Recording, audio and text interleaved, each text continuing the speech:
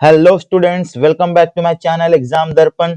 जितने भी बच्चे क्लास 10th में हैं और 17 फरवरी को मैथ का पेपर देने वाले हैं, ये वीडियो उनके लिए सबसे ज्यादा इंपॉर्टेंट है क्योंकि मेरे पास ये मैथ का वायरल पेपर जो कि 100% आपके एग्जाम में आने वाला है। 100% यही पेपर आपके एग्जाम में एज इट इज ऐसे ही छप के आने वाला है, जिसका मैंने देखो सेक्शन ए पूरा कंप्लीट करा दिया है। पिछली वीडियो में सेक्शन ए पूरा कंप्लीट हो गया, इसका सेक्शन बी भी मैंने पूरा कंप्लीट करा दिया और आज है बारी इसके सेक्शन सी की। तो आज है बारी इसके सेक्शन सी की। तो चलो देखते हैं क्या है सेक्शन सी का क्वेश्चन। पहला क्वेश्चन क्या है सेक्शन सी का? सेक्शन सी है ना। क्वेश्चन क्या बोल रहा है? This section has 6 short answer type question, 3 marks each. कि इस सेक्शन में टोटल 6 क्वेश्चन है और हर एक क्वेश्चन कितने नंबर के लिए? 3 मार्क्स के लिए है। ओके, यानी टोटल बनते हैं अपने 18 मार्क्स। टोटल बनते हैं अपने 18 मार्क्स। क्या है फर्स्ट क्वेश्चन, एक बार देखते हैं। 26 से स्टार्ट होगा ये। इसमें पार्ट ए और पार्ट बी दो क्वेश्चन दिए हुए हैं। आप पार्ट ए कर सकते हो या पार्ट बी कर सकते हो, पर मैं आपको सारा करके दिखाऊंगा। बोल रहा है cos theta minus 2 cos cube theta upon sine theta minus 2 sine cube theta plus cot theta is equal to 0। ये प्रूफ करना है ना। ये प्रूफ करना है। और करोगे कैसे आप? एक रफ पेज लेता हूं और मैं आपको बताता हूं कि क्या करना है इसमें। तो देखो बच्चों, मैंने ले लिया एक रफ पेज। अब क्वेश्चन में जैसा दिख रहा है वैसे ही करना है। ट्रिग्नोमेट्री वाले क्वेश्चन में जैसे क्वेश्चन बोले वैसे ही चुपचाप करते जाओ, अपना दिमाग ज्यादा नहीं लगाना है। तो यहाँ cos थीटा दिख रहा है, यहाँ भी cos है, तो मेरे समझ में आ रहा है कि cos थीटा को मैं कॉमन कर लेता हूं। तो मैंने किया cos थीटा को ऊपर से कॉमन, तो यहां बच गया 1 minus 2 cos square theta upon में ऐसे ही नीचे से भी न्यूमरेटर से भी साइन थीटा कॉमन हो रहा है, तो मैंने किया साइन थीटा को कॉमन, तो यहां हो गया 1 माइनस 2 साइन स्क्वायर थीटा। इतनी बात आई समझ में? ठीक है। और प्लस का कॉट थीटा है तो कॉट थीटा लिखना पड़ेगा, और मैंने LHS यूज किया है तो ये लेफ्ट हैंड साइड भी लिखना पड़ेगा, ये जरूरी है। अब क्या करेंगे जरा देखो इसमें। अभी यहाँ क्या समझ में आ रहा है? कुछ भी नहीं। तो तुम याद करो एक चीज, आइडेंटिटी, कि sine square theta plus cos square theta is equal to क्या होता है? 1। तो मतलब 1 के जगह पे मैं ये सारी चीजें लिख सकता हूं आइडेंटिटी के अकॉर्डिंग, है ना। तो यहां लिखा मैंने कॉस थीटा, बड़ा ब्रैकेट लगाऊंगा और यहां लिखूंगा 1 की जगह पे sine sine square theta plus cos square theta minus 2 cos square theta, bracket close, upon में नीचे भी न्यूमरेटर में भी ऐसे ही हो जाएगा। तो यहां लिखा मैंने साइन थीटा, ब्रैकेट लगा के 1 की जगह पे क्या हो जाएगा? यही लिखेंगे sine square theta, sine square theta plus cos square theta minus 2 sine square theta, bracket close, और plus cot theta, cot theta. इतनी बात आई समझ में? यहां सिर्फ मैंने आइडेंटिटी यूज की है और मैंने कुछ भी नहीं किया है। अब जरा ऊपर देखो, ऊपर देख के तुम्हें कुछ याद नहीं आता? याद करो, A square plus B square minus 2 B किसका फॉर्मूला था ये? तो आप बोलोगे सर जी ये तो है ए प्लस बी का होल स्केयर का फॉर्मूला, यही है ना। माइनस लगाए तो यहाँ माइनस हो जाएगा। ए माइनस बी के होल स्केयर का फॉर्मूला है A square plus B square minus 2ab। A क्या रहा होगा, है ना, 2a, और फिर बी से भी कट गया होगा, तो मतलब ये अपना फॉर्मूला बन रहा है। तो इसे मैं लिख लूंगा, थोड़ा सा ऊपर कर लेता हूं, इसे मैं लिख लूंगा कॉस को कॉस थीटा, और ये हो गया साइन स्क्वायर थीटा माइनस है यहां तो माइनस वाला आएगा, माइनस कॉस स्क्वायर थीटा का फॉर्मूला है ये। तो ऐसे ही नीचे साइन थीटा, अब यहां क्या था, देखो साइन है कॉस है, साइन है कॉस है, सेम है, पर यहां क्या आया है, कॉस है, और यहां क्या आया है, साइन आया है। तो मैंने पहले क्या लिखा, साइन को लिखा, फिर कॉस को लिखा, पर इसमें चेंज हुआ है प्लेस, तो फॉर्मूला तो नीचे भी अप्लाई हो रहा है, बट क्या कर लेंगे यहां, cos square theta minus sign square theta, और ब्रैकेट हो गया क्लोज। दोनों जगह आइडेंटिटी का यूज किया है, ये वाली आइडेंटिटी मैंने यूज की है। अब क्या हो रहा है, अब आप देखो जरा एक बार हो क्या रहा है ना, ये आइडेंटिटी बनी, लेकिन ऊपर वाले पार्ट से क्या नीचे वाला पार्ट कैंसिल हो सकता है?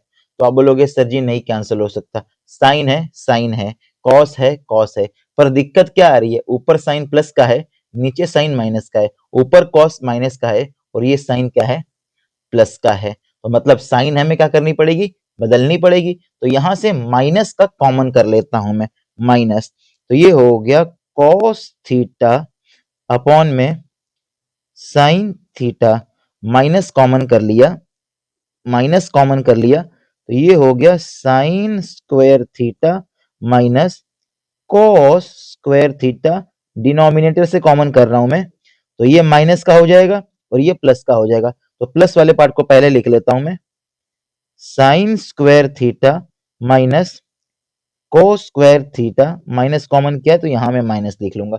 देखो ये माइनस का था, प्लस हो गया, ये प्लस का था, माइनस का लिखा है, अब ये हो गया इससे कैंसिल। यहां मैं भूल रहा हूं कॉट थीटा लिखना है, कॉट थीटा लिखना है, प्लस कॉट थीटा।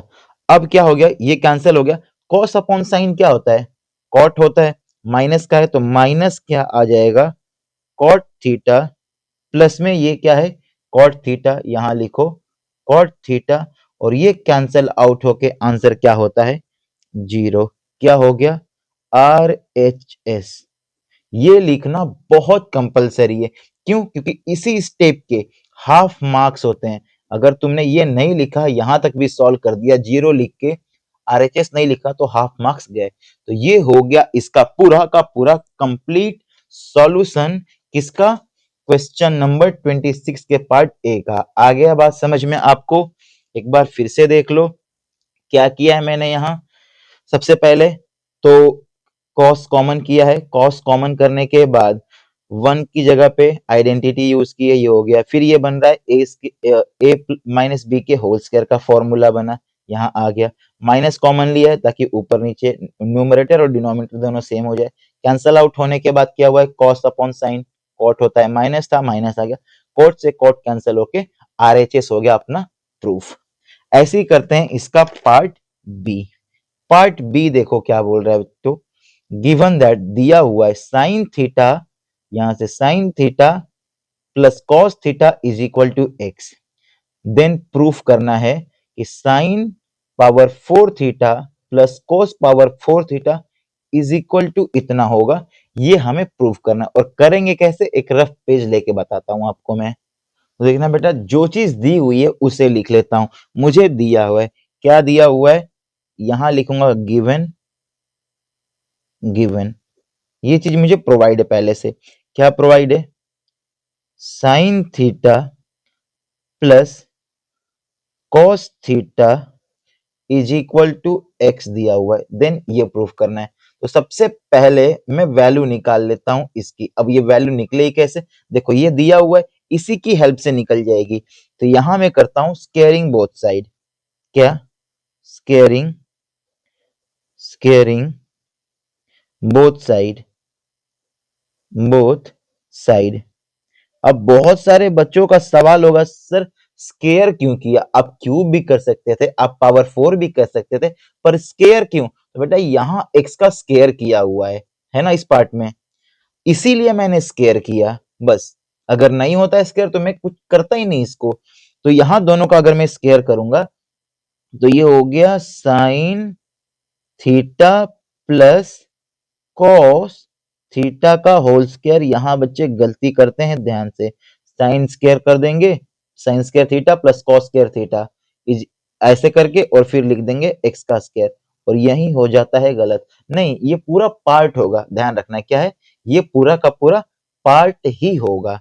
ओके, जरा ऊपर लिखता हूं, ए प्लस बी के होल स्क्वायर पर ओपन करेंगे इसे, ये हो गया sine square theta plus cos square theta plus 2 into sine theta into cos theta is equal to x का square, A square plus B square plus 2ab पे open किया है। आपको पता है ये आइडेंटिटी है, इसकी वैल्यू कितनी हो जाएगी, तो 1 हो जाएगी, है ना। तो इसे मैं लिख लेता हूं 1 plus 2 sine theta into cos theta is equal to x का स्क्वायर। इस 1 को दूसरी साइड ट्रांसफर कर देता हूं मैं, तो 2 sine theta into cos theta is equal to x square minus 1, क्योंकि प्लस का था इधर आके माइनस का हो जाएगा। अब आप देख सकते हो कि x square minus 1, x square minus 1 की हमें वैल्यू मिल गई है। ओके, तो एक्स स्क्वायर माइनस 1 की हमें क्या मिल गई है, वैल्यू मिल गई है। अगर आप क्वेश्चन को ध्यान से पढ़ के समझते हो तो कहीं ना कहीं सारे स्टेप हमें वहीं से पता लग जाते हैं कि आखिर करना क्या है, क्योंकि मैथ में हर एक बच्चे की एक ही प्रॉब्लम होती है कि सर क्या करूं, कौन सा स्टेप फॉलो करूं, कैसे करना चाहिए, कैसे शुरुआत करूं मैं। तो क्वेश्चन खुद हमें बताता है कि कैसे करना है, बस स्टेप क्वेश्चन को समझना होता है, क्योंकि जब तक क्वेश्चन समझ में नहीं आएगा तब तक हम सॉल्व कर ही नहीं सकते हैं। तो यहां दिखा मुझे एक्स की वैल्यू दिखी थी, एक्स का स्क्वायर बोल रहा था, तो चुपचाप मैंने एक्स का स्क्वायर किया और देखते ही देखते मुझे एक्स स्क्वायर माइनस 1 की वैल्यू मिल गई। ओके जी, अब यही वैल्यू क्या करूंगा, यहां में पुट करूंगा। तो एक एक स्टेप समझना है और ये भी देखना है कि क्वेश्चन को अटेम्प्ट कैसे करते हैं, कैसे सॉल्व करते हैं, ठीक है। तो देखो बेटा, ये अपना है आरएचएस, तो यहां मैं एक लाइन लगाता हूं ताकि आपको पूरा क्लियर हो जाएगा, और मैं यूज कर लेता हूं आरएचएस। पहले पार्ट में मैंने एलएचएस लिया, आरएचएस प्रूफ किया, अब मैं आरएचएस ले रहा हूं और एलएचएस को प्रूफ कर दूंगा। आरएचएस क्या है, ये है, इसमें वैल्यू पुट करता हूं, देखो 2 माइनस, और ये एक्स स्क्वायर माइनस 1 की वैल्यू है 2 sine theta into cos theta, तो यहां रख दूंगा मैं, ये हो गया 2 sine theta into cos theta, और ये है टोटल का स्क्वायर अपॉन में क्या है 2। ओके, 2 से 2 मत काट देना, मेजॉरिटी ऑफ स्टूडेंट यही मिस्टेक करते हैं कि 2 से 2 कट गया, नहीं, यहां मल्टीप्लाई होता तो कटता, मल्टीप्लाई के अलावा डिवीजन है, प्लस है, माइनस है, तो कभी भी डिवाइड नहीं होता है, चुपचाप स्क्वायर कर लेंगे। तो 2 हो गया माइनस 2 का स्क्वायर क्या होगा जी, तो आप बोलो सर 2 का स्क्वायर हो गया 4 इंटू साइन का हो जाएगा sign square theta into cos square theta, bracket close, upon में क्या हो गया 2। आई बात समझ में।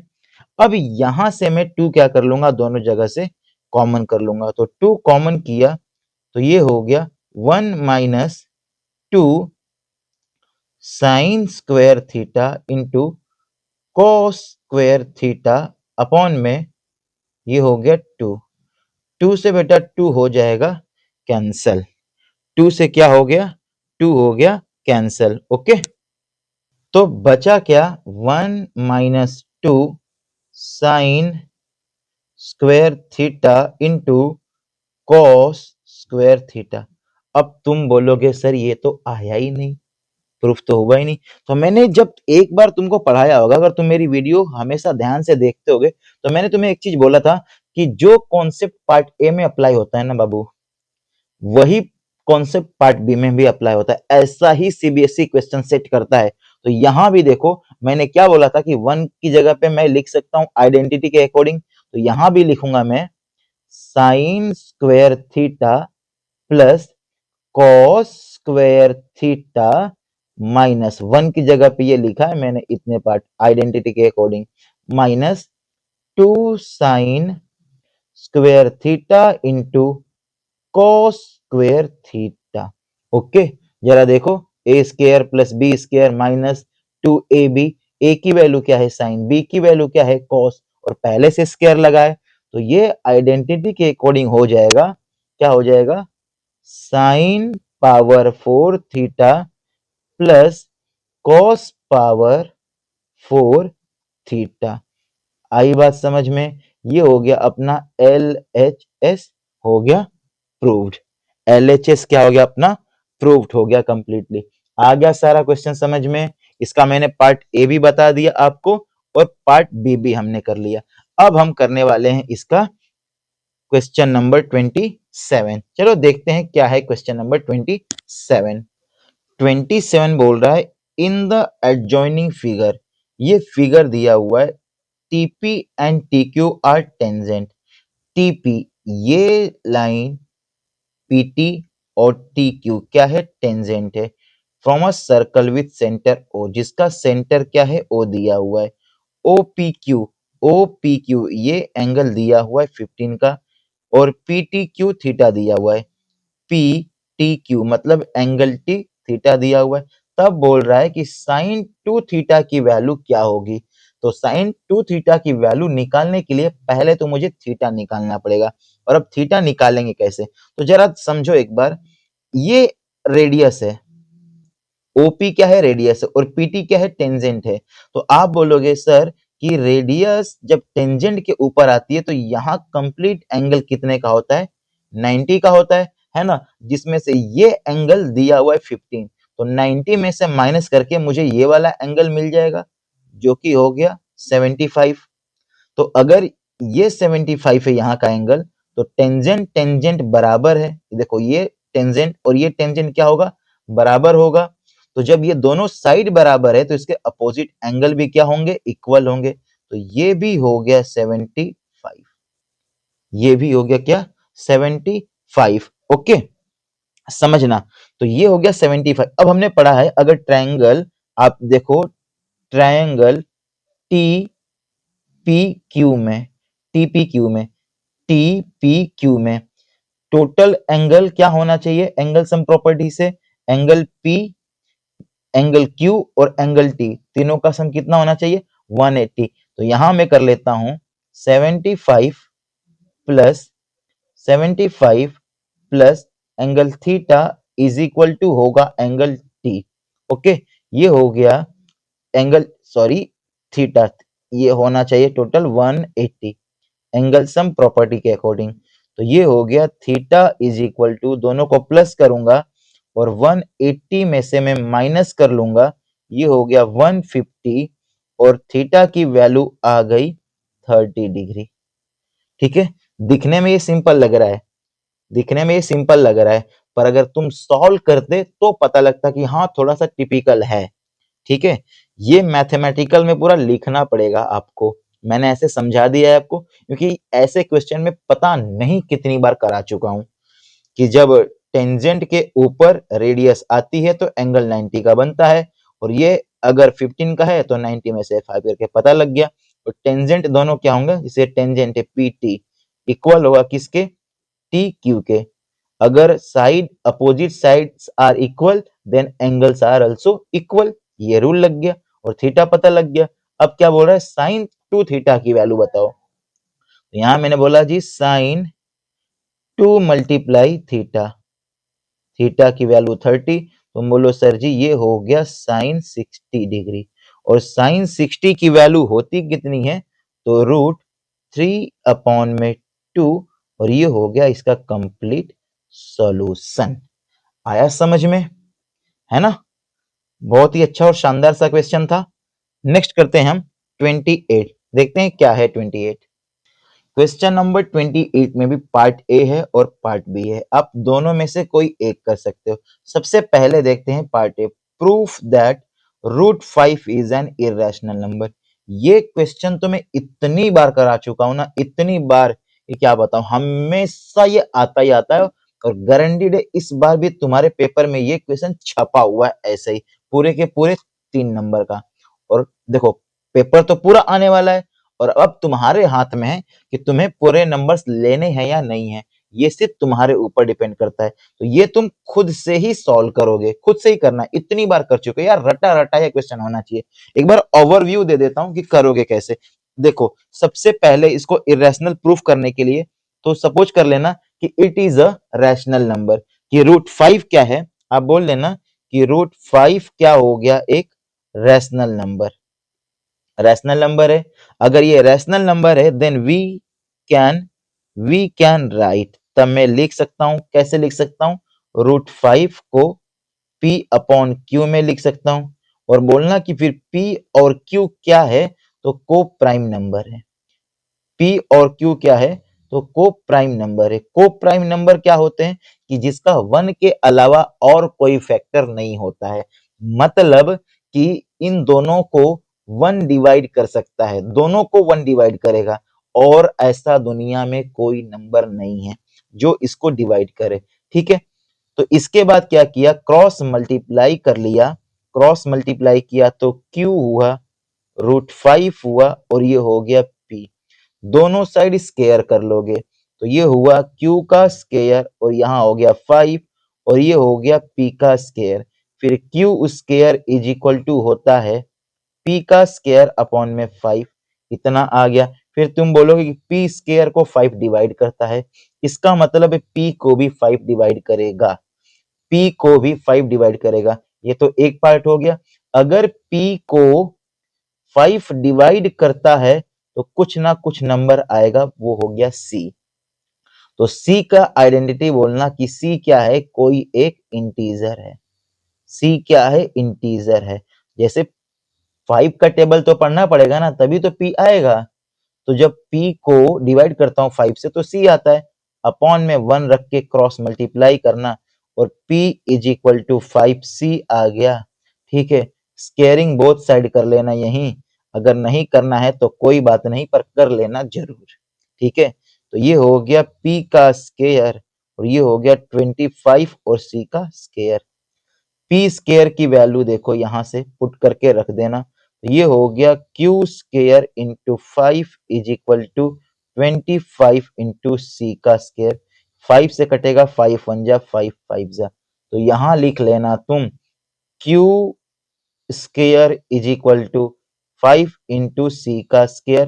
ट्रांसफर कर दोगे यहाँ, तो q का स्केयर ये हो गया 5 इज इक्वल टू सी का स्केयर। अब तुम बोलोगे कि q स्केयर को 5 डिवाइड करता है, मतलब q को भी 5 डिवाइड करेगा, है ना। अब तुमने क्या बोला था कि p को 5 डिवाइड करता है, और q को भी 5 डिवाइड कर रहा है, और p और q दोनों को 5 डिवाइड कर रहा है, और तुमने बोला क्या कि 1 के अलावा कोई डिवाइड करेगा ही नहीं करेगा। तो ये 5 कैसे कर रहा है, क्योंकि हमने गलत सपोज कर लिया, ये एक रैशनल नंबर है। ये एक रैशनल नंबर नहीं है महात्मा, ये एक इरेशनल नंबर है। आया समझ में, ये पूरा ओवरव्यू हो गया, और ये खुद से ही करना है। बहुत बार इस क्वेश्चन को मैं बता चुका हूं। करते हैं इसका पार्ट बी।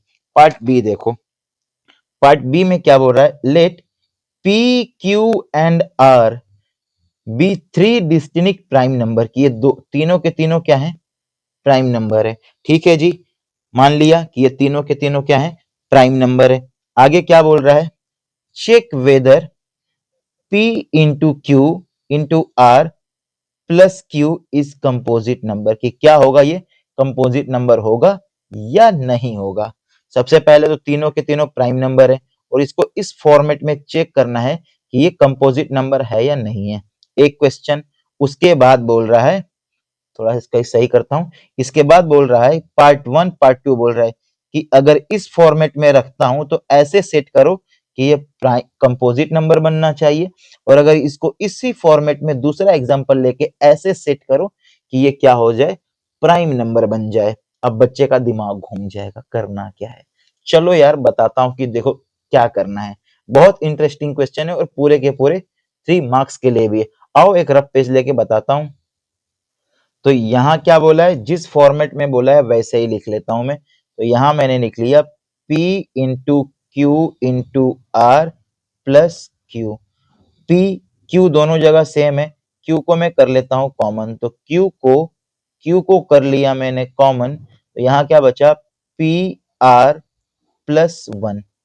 अब देख पा रहे हो कितने फैक्टर आए हैं, 2 फैक्टर आए हैं, तो यहां आप लिखोगे थस, मतलब कंक्लूजन। कंक्लूजन क्या निकला? द गिवन नंबर लिखना, the given number the given number has more than two factors। Two factor, इसके मोर देन टू फैक्टर्स हैं, दो से ज्यादा फैक्टर है, एक ये हो गया, एक अलग अलग हो गए, दो से ज्यादा फैक्टर है। इसका मतलब hence it is a composite number, it is a composite number. ये क्या हो गया?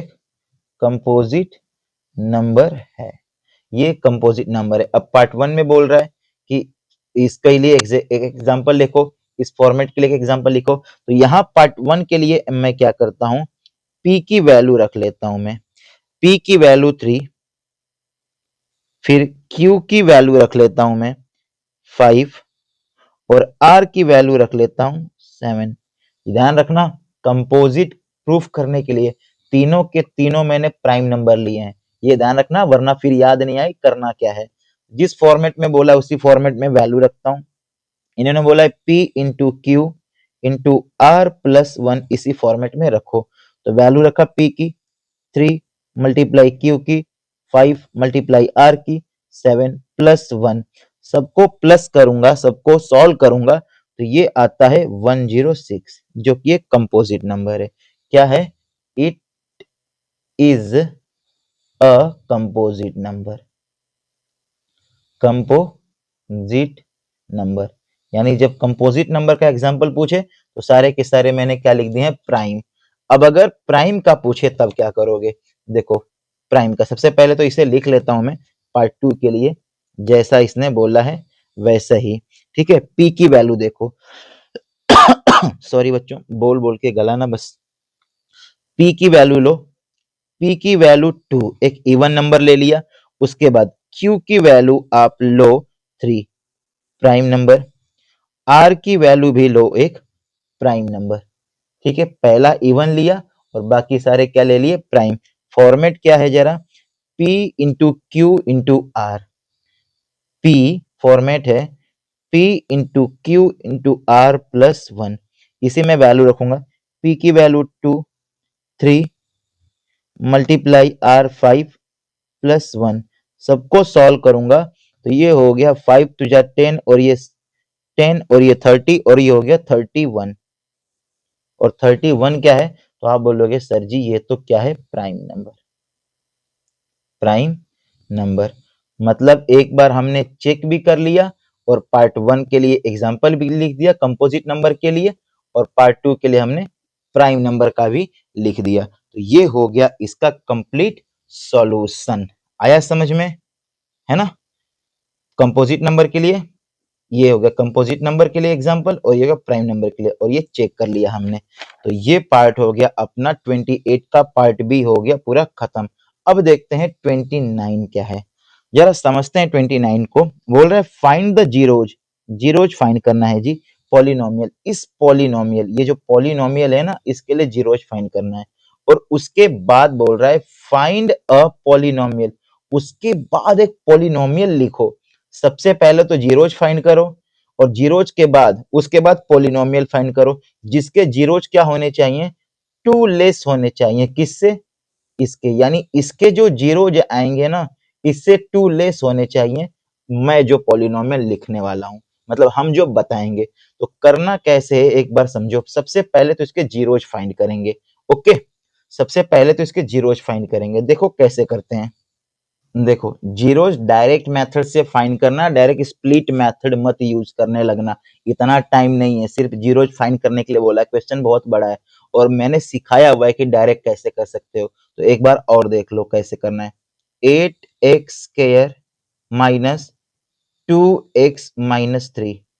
ओके, फर्स्ट नंबर का लास्ट नंबर के साथ मल्टीप्लाई करो, 8 3 जा 24 आ गया, 24 आ गया। अब 24 के ऐसे फैक्टर ढूंढने हैं कि मल्टीप्लाई करने पे 24 आ जाए, और प्लस या माइनस करने पे बीच वाला नंबर जो कि है 2 आ जाए। अब ऐसे हैं कौन से नंबर, जरा मुझे बताओ तो, ऐसे कौन से नंबर हैं? कौन से नंबर है ऐसे? तो तुम बोलोगे सर 6 4 जा होता है 24, और अगर आप 6 में से माइनस कर लो 4 तो 2 आ जाएगा, बट मुझे तो माइनस का चाहिए, तो इसे करूंगा माइनस, इसको करूंगा प्लस। इतनी बात आई समझ में? तो यहां लिख लो कि प्लस का माइनस का 6 लेना है और प्लस का 4 लेना है। तो 6 4 जा 24 हो गया, और ये माइनस का 2 आ जाएगा। हो गया इतना। इसके बाद कोफिशिएंट क्या है, एक्स स्क्वायर का 8 है, तो इसको 8 से करो डिवाइड, इसे भी करो 8 से डिवाइड। ये ट्रिक मैंने कई बार बच्चों को बताई है, एमसीक्यू वाले क्वेश्चन में बहुत काम आती है। 4 1 जा 4, 4 2 जा 8। ये देखो 2 3 जा 2, 4 जा, क्या बचा यहाँ? तो यहाँ बोलोगे सर यहाँ बच गया -3/4, और यहाँ बच गया 1/2, 1/2। अब साइन चेंज कर दो, माइनस है इसको कर दो प्लस, माइनस वाले को कर दो प्लस, और प्लस वाले को कर दो माइनस, प्लस वाले को कर दो माइनस, और ये हो गए तुम्हारे जीरोज। पहला क्वेश्चन जीरोज फाइंड करने के लिए बोला था, ये हो गए जीरोज फाइंड। ओके, अब क्या करना है? अब क्या करना है? अब इसी जीरोज की हेल्प से इसमें से 2 लेस करना है नया पॉलिनोमियल लिखने के लिए। इसमें से क्या करना है मुझे? 2 लेस करना है। तो पहले पार्ट वाले में से 2 लेस करता हूं, बोला है ना कि 2 लेस करो जो इसके जीरो हो जाएंगे। तो इसमें से 2 लेस करूंगा, देखना कैसे। तो ये हो गया 3/4 -2 करना है, 2 कर लिया, अपॉन में 1 रख के क्रॉस मल्टीप्लाई एलसीएम वाले मेथड से मैं सॉल्व कर लूंगा इसको। तो ये आ गया 3 1 जा 3 -4 2 जा 8, अपॉन में 4 1 जा 4, और ये आ गया -5/4। पहला जीरो जा गया, जो मैं लेस देन 2 यूज करूंगा, लेस देन 2 बोला है उसके लिए। दूसरा है -1/2 में से भी -2 करना पड़ेगा, अपॉन में 1 रख के क्रॉस मल्टीप्लाई वाले मेथड से एलसीएम। तो 2 1 का 1 में हुआ तो -1, 2 का 2 में होगा तो 4, तो माइनस का 4, अपॉन में 2 1 जा 2, ये हो गया -5/2। इक्वेशन लिखनी है, एक को बोलो अल्फा और एक को बोलो बीटा। अब इक्वेशन लिखने के लिए भी डायरेक्ट चीज मैंने बताई थी आपको, क्या थी वो? देखना, x square minus sum of zeros, sum of zeros, फिर लिखो x plus product of zeros. इसमें वैल्यू पुट करते ही, इस फॉर्मूले में वैल्यू पुट करते ही पॉलिनोमियल आ जाएगा जो पॉलिनोमियल पूछ रहा है। टू लेस वाला, टू लेस निकाल लिया, पॉलिनोमियल लिखना है ना? देखो कैसे करोगे। यहां रखा मैंने एक्स का square minus sum of zeros, sum of zeros को अगर आप चाहो तो अलग से सॉल्व कर लो, कोई दिक्कत नहीं है, ठीक है। अगर आप चाहो तो अलग से सॉल्व कर लो, या इसी में रख के सॉल्व कर सकते हैं हम। इसी में रख लेता हूं मैं। तो ये हो गया -5/4, ये माइनस है ऑलरेडी तो यहाँ भी माइनस आ जाएगा, 5/2 ब्रैकेट में x प्लस मल्टीप्लाई वाला करना है, तो ये हो गया 5/4 माइनस में मल्टीप्लाई -5/2 ब्रैकेट क्लोज। ये हो गया एक्स स्क्वायर माइनस, ये माइनस है, एलसीएम ले लूंगा, तो ये हो गया 10 ब्रैकेट में -10 -20, क्रॉस मल्टीप्लाई वाले मेथड से कर रहा हूं, तो 4 2 जा 8 ब्रैकेट क्लोज x प्लस 5 5 जा मल्टीप्लाई में तो मल्टीप्लाई हो जाता है, और 4 2 जा 8।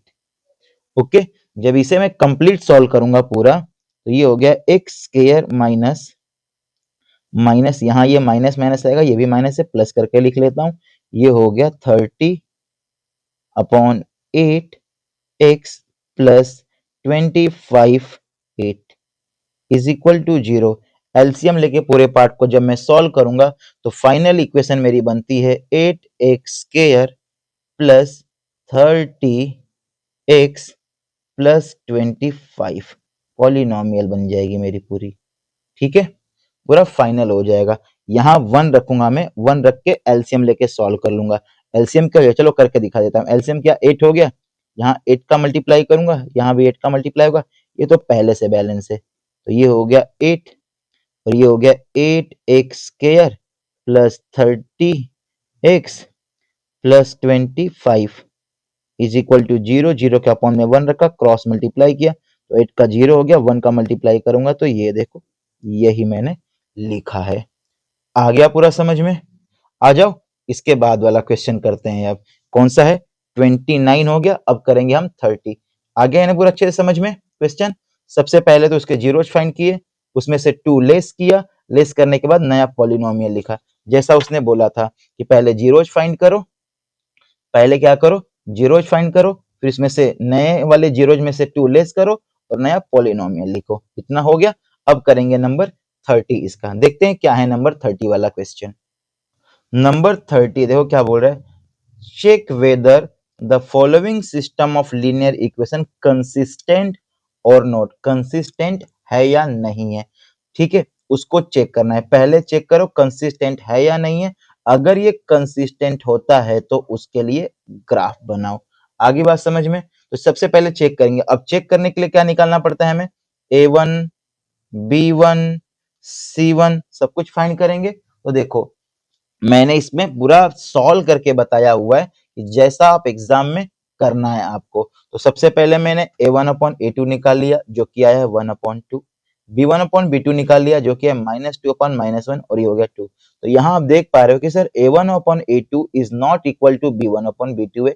इसका मतलब ये सिस्टम क्या है?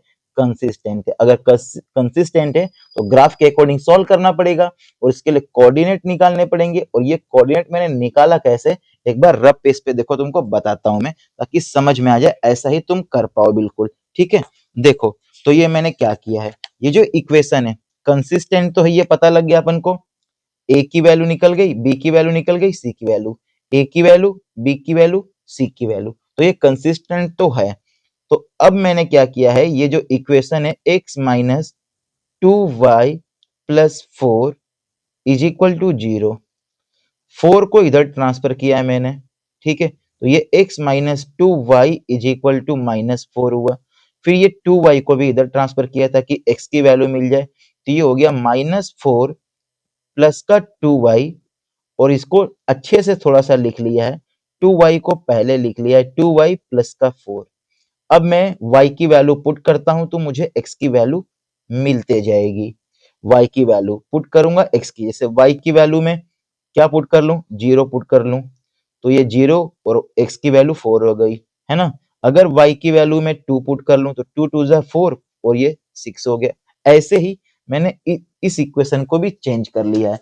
और चेंज करने के बाद आप देख सकते हो, चेंज करने के बाद मुझे x की वैल्यू मिल गई, y की वैल्यू। दूसरे इक्वेशन के लिए दूसरे इक्वेशन को चेंज किया है मैंने, ये तो x की वैल्यू मिल गई, y की वैल्यू। और मैक्सिमम 3 ही रखना है, मैक्सिमम बोलो या मिनिमम बोलो, 3 कोऑर्डिनेट फाइंड करने ही करने हैं आपको, इससे ज्यादा नहीं करना है। और इसके बाद ये ग्राफ में बिल्कुल मेजरमेंट के साथ ग्राफ बनाया है, बिल्कुल एग्जाम में ऐसे ही बनाना है ग्राफ। पहली लाइन के लिए लिख दिया मैंने, दूसरी लाइन के लिए क्या है लिख दिया, और यहाँ देखो एक दूसरे को कट कर रहे हैं, वन सॉल्यूशन हो गया। और जो भी ये है लाइन वो लिख दिया, और नीचे मैंने लिखा है सॉल्यूशन क्या है 4,4, x की वैल्यू 4, y की वैल्यू 4। इतना कंप्लीट अगर आपने सॉल्व कर दिया तो पूरे नंबर आपके हो गए पक्के। और कोशिश करना कि वैल्यू पॉजिटिव में ही रखो, नहीं कि नेगेटिव रख लिया पॉजिटिव भी रख लिया तो फिर ग्राफ में बड़ी दिक्कत होती है। अब मेरे देखो सारे नंबर क्या है पॉजिटिव के, तो मेरे लिए इजी रहा। तो बिल्कुल ऐसे ही करना है। ये मैंने आंसर शीट में लिख के दिखाया कि आप लिखोगे कैसे, और पूरा ट्राई करना है कि एक पेज पे एक हो जाए। ऐसे ही करते हैं इसका लास्ट वाला क्वेश्चन बेटा अब हम। तो ये रहा क्वेश्चन नंबर 31। क्या बोल रहा है, ए का कोऑर्डिनेट दिया है, बी का दिया है, सी का दिया है, डी का दिया है, बट इसमें बी वाले में पी अननोन है और डी वाले में क्यू अननोन है। इसके बाद बोल रहा है कि पहले तो ये पता करो कि ए बी सी डी एक पैरेललोग्राम है, फिर आप पी पता करो और क्यू पता करो। पता करने के बाद चेक करो कि ये जो ए बी सी डी है वो रेक्टेंगल है या नहीं है। तो इसके लिए भी मैंने बिल्कुल ऐसे ही सीट पे आपको बताया हुआ है। देखो सबसे पहले हमने क्या किया है, यहाँ लिखा है क्वेश्चन नंबर। क्वेश्चन नंबर लिखने के बाद हमने बोला है कि diagonals of a parallelogram bisect each other, कि जो पैरेललोग्राम के डायगोनल्स होते हैं वे एक दूसरे को बाइसेक्ट करते हैं, तब coordinates of the mid point of diagonals equal होंगे किसके, coordinate of the mid point of diagonal BD. ये फिगर बनाया है और फिगर भी ऐसे ही, तो मिड पॉइंट के अकॉर्डिंग जब बराबर होंगे तो मैंने x और y के कोऑर्डिनेट फाइंड कर लिए हैं। एक बार इस पार्ट को इसके इक्वल रखा है, एक बार इस पार्ट को इसके इक्वल रखा है। देखो तो ये मुझे P की वैल्यू मिल गई और ऐसे ही मुझे Q की वैल्यू मिल गई। इसके बाद P की वैल्यू मिलने के बाद मैंने डायगोनल्स चेक किया है। पैरेललोग्राम में अपोजिट साइड तो इक्वल होती हैं, जैसा कि रेक्टेंगल में भी होता है, लेकिन हमें डायगोनल भी तो चेक करने पड़ेंगे, ये बराबर है या नहीं। अगर डायगोनल बराबर हो गए तो रेक्टेंगल है, अगर बराबर नहीं है तो रेक्टेंगल नहीं है, क्योंकि पैरेललोग्राम बोला है तो अपोजिट साइड तो इक्वल होगी। तो P और Q पहले निकाल लिया मैंने, और अब देखते हैं डायगोनल। तो जब मैंने डायगोनल निकाला तो ये क्या है, इक्वल नहीं आया, ये इक्वल नहीं आया। इसका मतलब ABCD एक क्या है, रेक्टेंगल नहीं है। आ गई बात समझ में? ये हो गया इसका फुल सॉल्यूशन। हम देख लो अच्छे से। चलिए ठीक है बेटा, अगर वीडियो पसंद आई हो तो चैनल को सब्सक्राइब और वीडियो को लाइक जरूर करके जाना। मिलते हैं हम ऐसे ही अगली वीडियो में, तब तक के लिए धन्यवाद।